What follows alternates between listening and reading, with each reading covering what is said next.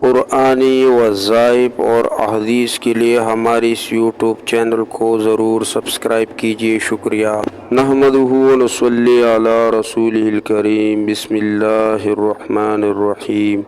حضرت عبداللہ بن عباس رضی اللہ عنہ سے روایت ہے، نبی کریم صلی اللہ علیہ وآلہ وسلم نے فرمایا، جب تم فجر کی نماز پڑھا کرے تو اپنی دنیا کے لیے 3 مرتبہ یہ کلمات پڑھ لیا کرے: سبحان اللہ العظیم وبحمدہ ولا حول ولا قوت الا باللہ، تو اللہ تعالیٰ تجھے 4 بیماریوں سے اپنے امن و امان میں رکھے گا۔ نمبر 1 اندھا پن، نمبر 2 کوڑ، نمبر 3 پاگل پن، نمبر 4 فالج۔